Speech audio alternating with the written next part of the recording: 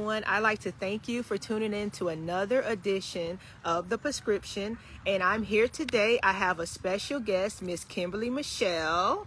How are you doing today, Kimberly? I'm doing good. How are you? I am doing wonderful. Good. And I brought in Kimberly today because Kimberly is going to talk to us not only about her great brand, and as you can see, she's wearing one of her shirts, so we're going to get into that later, Zen AF. Her brand is B.O.S.S Life, KimberlyMichelle.com. But we're here to talk about mindfulness. We're here to talk a little bit about meditation. So we're going to kind of dive into getting our minds right, because we need to change, and we're about to go into 2023. So we want to leave 2022 in the past as we move forward. So I'm going to start. So I want you to start off by talking about what exactly is B.O.S.S Life. Sure. So B.O.S.S Life is this kind of 4-step component program.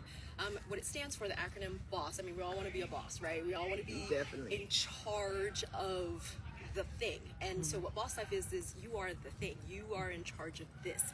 And so it is about building through opportunities with your spotters for success.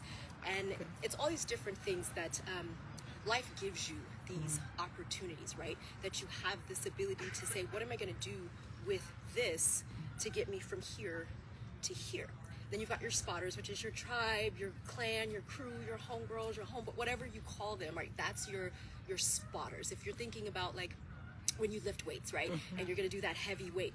If you're trying to do it by yourself, what can happen? You can fall on your head, you can fall on your neck, you can hurt yourself, but your spotters come in, they're like, I got you. Wherever you are, I got you. I'm going to help you. I'm going to lift you up. I'm going to take you where you're trying to go to get to what your version of success looks like. Because my version of success is not your version of success. It's not the listener's version of success. Everybody has that different level that we're trying to achieve or to attain. So your spotters and these opportunities and how you change and grow, that's where the success comes from. So that's kind of in a nutshell what B.O.S.S Life's about. Okay. First of all, I love the acronym. And when you break it down, when you really break it down, like not only does it make sense, it kind of goes into your motto, which is everything is figurable. Yes. So it definitely goes into that because like you say, whoever surrounds you, whoever are the people you depend on, those are the ones, right. And your circle kind of dictates your level of success in a certain, because they can help you elevate or they can keep you where you at. So I definitely understand that. And so as we go on, I want to kind of talk about mindfulness now. Sure. So if you can go ahead and start about, I know this is what your brain is kind of built on. What exactly is mindfulness to you, and how would you explain it to people who may not understand it? Oh, sure. Good question. Mindfulness, really simply explained, is just paying attention. Right? It sounds like, oh man, it's like mindfulness, like I have to come already prepared with this set of knowledge or this experience level. I need to be a yogi or a monk or a guru, or like I gotta have this thing. All you have to do is be able to pay attention, or be aware, I guess is maybe a better way to put it. I'm not suggesting that people have to be hyper attuned to anything, because then that turns into a whole nother situation that you then need to try not to do. But being aware, like right now we're sitting in this gorgeous park and it's nice, thank gosh it's not hot, like Florida is cooperating right now, and it feels nice out here. It's not humid, I don't feel like I'm sweating to death, like my makeup's not falling off. I know. But as we're talking, I am aware of all the things that are happening. I'm aware that there are 2 squirrels kind of going up that tree and what that sounds like. I'm aware that there's a young lady over there on the phone swinging. What does that sound like? There are people talking. What does that sound like? Just paying attention to what's happening in your environment. That's mindfulness. Okay. So now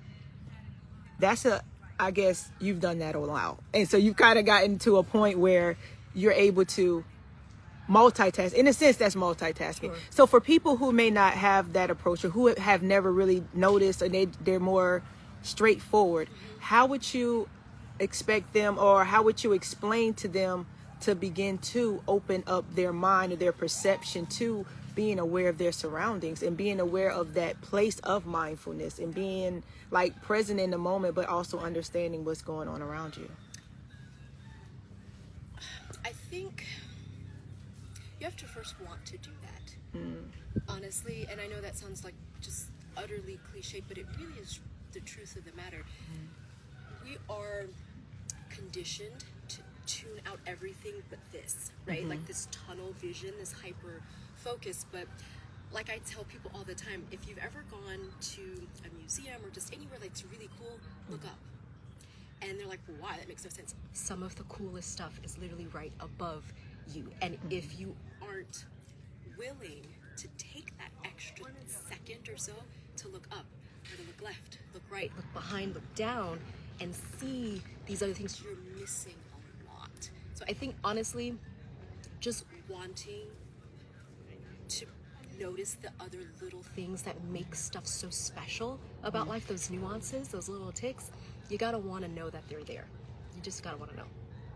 I think that's like really the basic step, and everything is cliche, but at the same time, you're very true. Like, if you don't want to do it, nobody can make you do it. And at the same time, so now, you know, we were talking about, when I spoke to you earlier the other day, we was talking about how people approach mindfulness. Is also your approach to things. It's part of the process. So what are some things, or what are some ways that people can kind of change once they make the decision that they want to, like as far as maybe eating, as far as your thought process, different things like that? How can we change our approaches to, I guess, become more in tune, if you understand what I mean by that? So are you asking what to do to be more mindful, or are you wanting to know? Rephrase it one more time. Okay, all right. Tangent your answer. I got you. All right, let me say it like this. Okay. So when people are trying to, we're going to break that into two questions. Okay. All right. So the first question is kind of how people approach the way they look at things now when they're not in a concept of mindfulness, and how do you move to that, like as far as realizing that what you eat, how you think, even so much as the shows or the music that you absorb, how do you kind of realize that it's off, or like the approach to knowing that I need to change it once you realize that something is wrong? Like, how do you do that? Yeah. Okay, so I think I have a better trajectory kind of at this point. So that honestly is where the everything is figure outable sort of like stemmed from, because honestly everything is, it's yes, it's no, it's I don't know, which in that pocket of time that may honestly be the answer that you get for whatever that question is. I think for the mindfulness part of it, if something is off, you know it, and the human body and the human brain, they are so like just perfectly designed to where you will speak to yourself. Your mind will speak to you, which kind of segues into some other questions that I think that you have, so I don't really like want to go there, but that's where the meditation assists, because you ask the question, and I do this all the time, I ask the question, what do I need to be doing? What should be happening right now? What is this? And you kind of go into the meditation with that thought. It's figure outable. You're ready to tell yourself, if you're sitting kind of in this position of, I don't know, I just feel like I'm in this situation of lack, or I feel like I'm just stuck, or I don't know what's going on, or I don't know where to turn, I don't really know what to do, that in and of itself, you're already practicing mindfulness, because you are aware something is off. The next thing is, what do you do with that, which is why I suggest and recommend that you try to do a meditation practice, because it's going to give you the answers. You ask the question, your brain is like, oh my gosh, sis, thank you, because I have been trying to tell you this for like 6 weeks, but you won't shut up long enough, you won't be still long enough, let me give you this answer that you want. Here it is. Now, what are you going to do with it? Definitely. So since we did segue into meditation, that's where we're headed, right? Okay. All right. So basically, I mean, most people know what meditation is. Right. You know, basically it's just becoming still in the moment and listening to what's inside. Yes. So what would you suggest, or what do you think are some of the better methods for people who have not either tried a meditation or just beginning to try meditation? What are some meditation methods that will help them kind of get to that place? First, okay, ready? I'm ready. I'm ready. Here we go. Honestly, the first thing that people who want to meditate understand, it's a practice, right? That's why they call it a practice, because it is something that you repeat, something that you do. And I don't really think it's something that you ever, like, I guess can say, I'm like really good at this. Like, I don't know, I can make a pie real good, right? Like, I don't know. This is like this Thanksgiving and my head's on pie right now. I don't know, but I think because it's something that you do repeatedly, it just becomes more comfortable for you. You become more accustomed to it, and then it becomes a part of just what you do. You take a bath, it's practice, right? You do your hair, it's practice. Like, whatever you do repetitively, it becomes something that's a part of just your nature and what you do. So I think first understanding that is you have to do some stuff. But what I like to tell people is that you can do a meditation in as few as 5 minutes a day. So a part of the misconception that I really wish that people didn't approach it that way, but that's just what culture has taught. Like, you have to do it this way.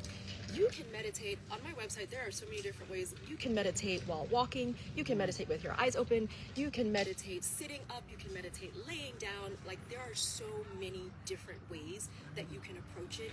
And it's about doing what resonates best for you, what aligns for you. Because if that makes sense to you, you're going to want to keep doing it.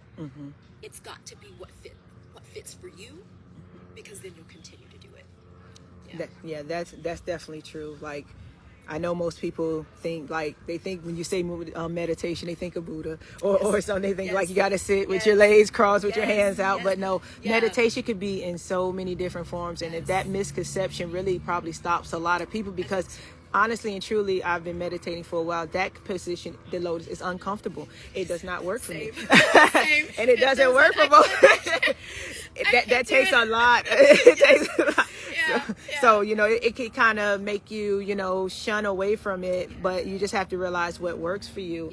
And for those who are like practicing, or maybe they're trying, or they've been doing it a while, but they notice that they're like constantly getting distracted, or they can't stay focused, or they're not achieving, maybe they feel, how do they change it? Like, what do you suggest, like how to switch it up to keep it? Gosh, that's such a good question. That is a really, really good question. Understand, lovely, you are not doing it wrong, right? There is nothing wrong, bad, shameful, unsuccessful about any meditation sit where your brain is like, oh man, did I do this? Oh man, what's going on? Oh man. They call it your monkey mind, right? And so when you think of it like monkeys, like, you know, jumping around, they can't be still, or toddler brain, or whatever you want to call it, that's just what the brain does. It goes into the past. It attempts to go into the future and figure things out that have not even happened and probably won't ever happen. That's a normal reaction. And so one of the quicker things, the easier things, I guess, is where that mindfulness comes in, to where you pay attention to your breathing.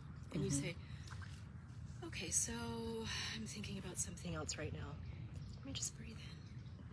Let me just breathe out. Let's just bring it back.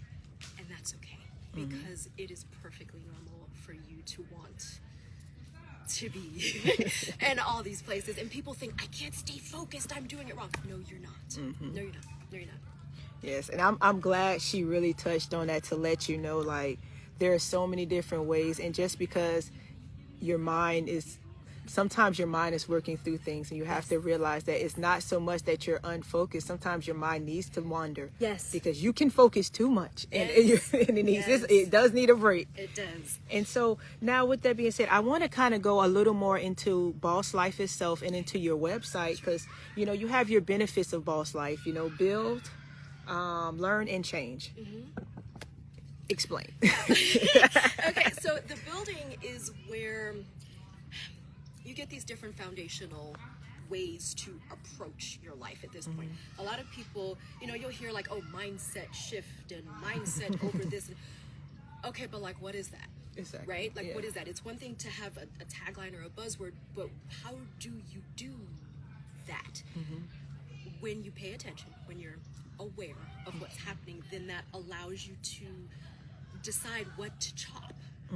Right? Like how you mentioned, okay, well, this music that I'm listening to, or this movie that I'm watching, or these people that I'm hanging out with.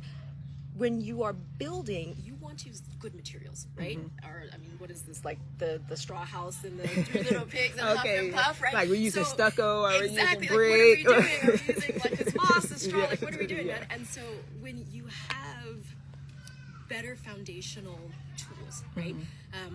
Practices, steps, tips, and things to do when life huffs and puffs and tries to blow your house down, you're better equipped to say, okay, I got this. And I am not afraid of the storm. I'm not afraid of this coming into my existence, because I am prepared to be calm. I am prepared to be still. I am prepared to look at it objectively and say, okay, so this is what it is right now. What do I want it to be later? And then that's where you go about it. That's where the change comes from.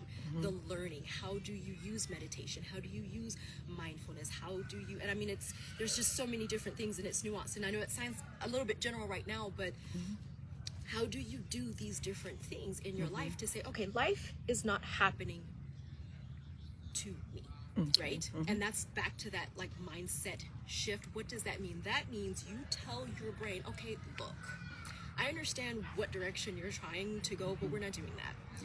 We're gonna do this. We're gonna look at this and say, okay, what about this right now? Can I get something out of?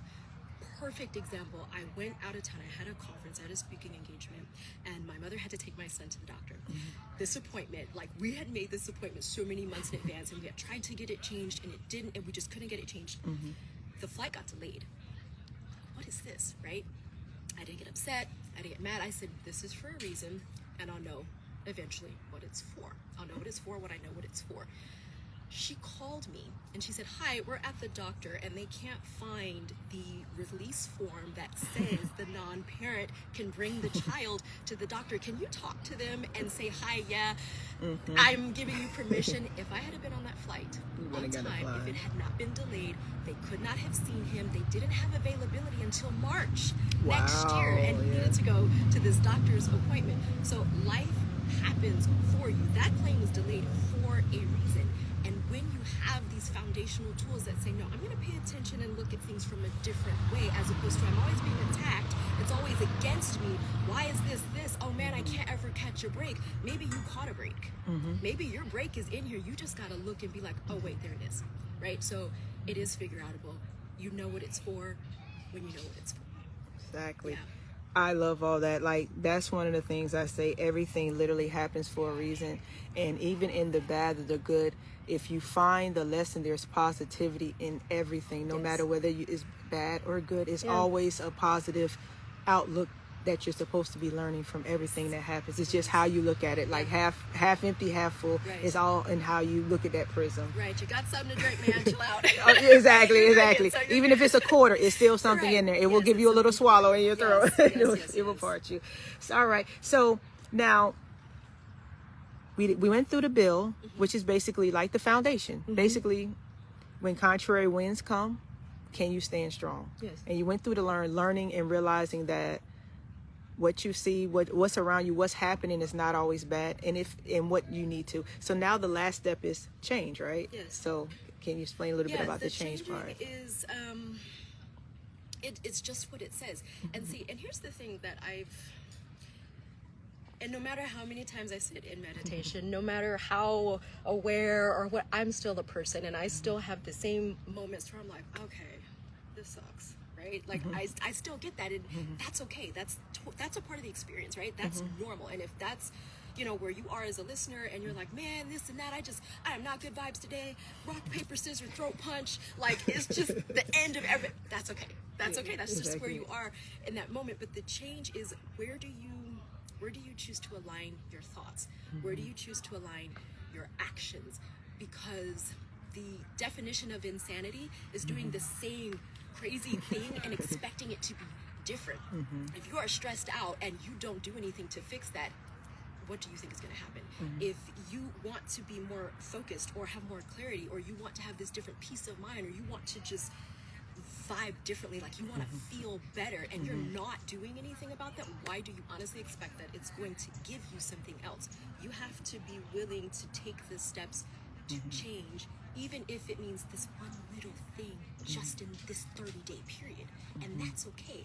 And I think because culture has given us this idea that everything is fast, everything is rapid, everything is instantaneous, and if it is not, it is not acceptable, it's not valuable, it's not worth your time, and that's wrong. Because change does take time, but gosh, if you want it, and you know what you're gonna get at the end. And if you get like that little glimpse of it, you're like, oh yeah, I'm gonna keep walking. I don't care if I gotta drag myself. If my spotter gotta be like, girl, here, come on, honey, come with me, lovely. I got you, because you have those days where you just can't. But that's where your tribe, I got you, right? And you change, and then you continue to change, because the version of yourself right now is not the version of you 5 years ago. It's not gonna be the version of you 5 years from now, and it probably won't be the version of you 6 months from now, which is fine, because you are created and designed to evolve into the next best version of yourself, because you're good now, right? Like, we're good now. We are enough. We are valuable. We are worth all of these great and wonderful things. Let's take that and turn it into this next best version, and then turn and change into the next best version of yourself, because when you are that, you are then able to give what you have learned in this path to change to somebody else who is not where you are right now. And that is, I think, ultimately what we as people should do for community, for humanity, for people, because we get all these opportunities to be and learn and change and grow, but we're all on different trajectories, and we're all on different paths, and whoever is behind you, they're watching you. And I think that if people were more willing to offer that knowledge, knowledge is power, and I know you know it, right? Yes. Experience gives knowledge, knowledge gives power, and we are required, I think, to give that back to other people, because they need it. They need what you carry right now.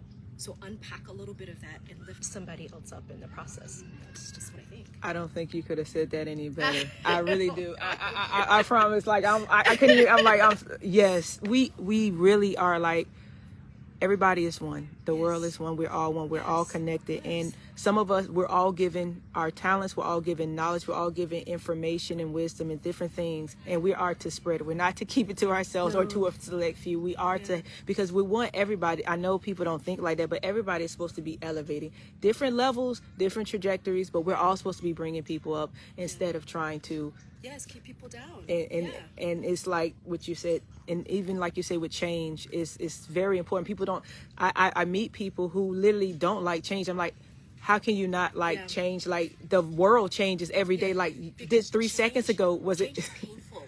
Change requires you to examine yourself, and frankly, I'd rather tell myself, like, look, girl, you know what is this? You need to cut all of that foolishness out, as opposed to if somebody else said it to me. But sometimes you need that, right? You need somebody to say, hi, about that thing that you do, can I bring that to your attention, please? Like, say, sometimes if you have those great spotters, like you say, in your life, they will help you when you don't want to, or even if you know it and you don't want to face it, or sometimes we just don't want to look inside. Like you say, it can be painful, but sometimes you really need to be like, what am I doing? No matter what it is. I say self-diagnostic I do multiple days a week, but I say people should do it every 30 to 90 days. You really need to sit with yourself and realize, like, what am I doing? Where am I going? Is this the person, like, when you step outside yourself, do I like this person that would I want to be friends with this person? Is this a person I would want to work with? And if this no, then that means you need to change or change.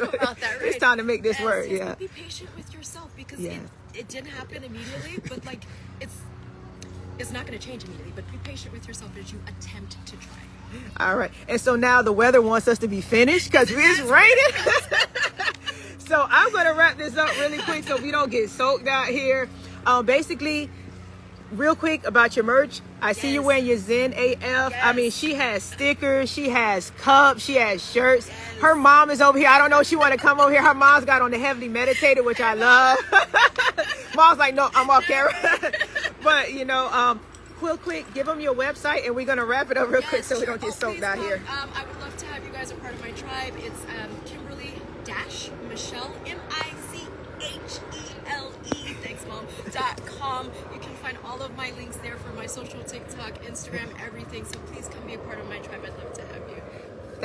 Thank you. And guys, please go on the website. She does courses as well. She doesn't just sell merchandise. Like, you can learn. She gives you freebies as well. We didn't get into that, but she gives you freebies as well as she has a membership section section. I'm sorry, let me clarify that. But with that being said, she's already agreed that we're going to come back and do a few more segments. Hopefully we can keep it going longer than that. Yes. So we'll definitely delve into it, and we're going to get more deeper. And because, like I say, we're all here to help build each other. We're all here to make ourselves the best version of ourselves at any given moment. And I am so glad Kimberly decided to come on the show. I am so thankful. I'm thankful Mom is here as well. I'm so glad they're both wonderful people, and this was a great interview. And with that being said, I want to thank you guys for tuning in to another edition of The Prescription. And as I always say, love and light, and you guys have a wonderful, wonderful day.